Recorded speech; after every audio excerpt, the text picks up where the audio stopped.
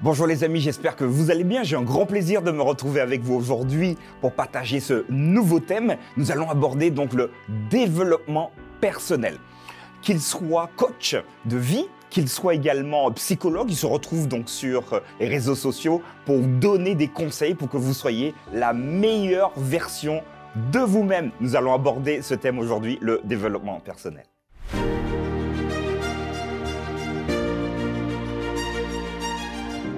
La pensée du jour se trouve dans Ésaïe chapitre 40, verset 31.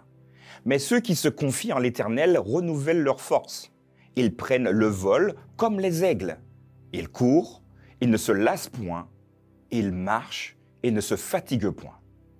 Voilà les amis, il y a quelques instants, je vous posais la question de savoir si vous étiez adepte du développement personnel. Alors je vous le disais tout à l'heure, sur les réseaux sociaux, vous trouvez donc des spécialistes dans le domaine, qu'ils soient psychologues, psychiatres ou encore coachs de vie, pour vous donner des conseils. Mais pouvons-nous définir ce que c'est finalement le développement personnel? Alors, il y a une citation qui m'a interpellé assez rapidement. Tu deviens meilleur parce que tu feras abstraction de tout ce qui t'entoure. En clair, si tu fais le travail sur toi, tu seras meilleur, même si X ou Y te propose d'avoir des conseils. Non, tout ça, ça vient de moi.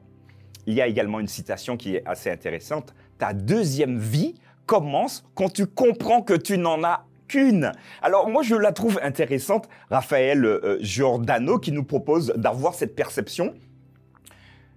Quand nous nous arrêtons et que nous nous disons, voilà, j'ai qu'une vie, comment voudrais-je la développer? Comment voudrais-je la vivre simplement? Quel impact j'aimerais avoir sur le monde qui m'entoure, dans ma famille ou ailleurs? Et c'est vrai que cette réflexion nous permet d'avoir des prises de position qui peuvent nous permettre d'avancer dans la vie. Alors, je te la propose, ta deuxième vie peut commencer maintenant si tu prends conscience que tu n'en as qu'une. C'est vrai, on n'a pas de coup d'essai, donc on essaie de faire de son mieux. C'est aussi une motivation pour ne pas se casser la tête parfois avec des histoires qui n'en valent pas du tout la peine d'aller à l'essentiel. Est-ce que vous êtes prêts ce matin ou aujourd'hui à aller à l'essentiel? Mais attention, dans tout ce qui est positif, il y a également un côté pervers, un côté négatif. Le développement personnel va vous inviter, d'ailleurs, comme son nom l'indique, à vous centrer sur vous-même, à vous permettre de vous dépasser. Et quelqu'un disait, le développement personnel, c'est l'art d'être insensible au monde extérieur pour réussir. En d'autres termes, si tu loupes quelque chose, c'est ta faute. C'est jamais le contexte qui te permet d'avoir des atouts ou des inconvénients. Alors, on pourrait dire que le développement personnel, c'est plutôt positif. Et moi, je suis plutôt d'accord pour dire que c'est un élément très positif. Néanmoins, en tant que chrétien, que croyant, nous avons également quelqu'un qui va nous développer d'une manière personnelle. Vous l'avez compris, c'est Dieu lui-même.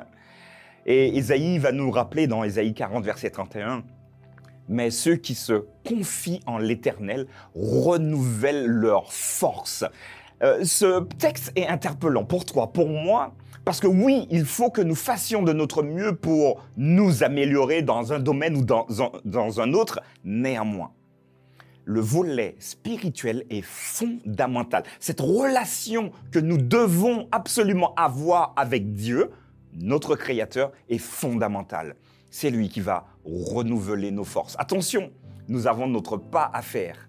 Okay? Une fois que nous avons fait un pas, lui aussi, il va nous aider à continuer ce chemin. Et c'est important pour moi de te le dire, de te le rappeler. Ainsi, tu pourras prendre ton vol comme un aigle. Alors imaginez, moi je trouve ça magnifique quand vous êtes en montagne et que vous voyez un aigle, c'est gracieux, l'aigle, voilà, tout de haut, vous voyez, avec cette espèce de dynamique, avec les vents ascendants qui le poussent vers le haut, il peut voir de loin tout ce qui arrive, le cas échéant de se focaliser sur une cible pour l'attaquer. Bon, On va attaquer personne nous concernant. Voilà l'encouragement que je voulais vous donner ce matin. Oui, pour ceux qui sont adeptes du développement personnel, sur les réseaux sociaux, il y a plein de petits conseils qui sont très très intéressants, mais n'oubliez surtout pas la présence de Dieu dans votre vie.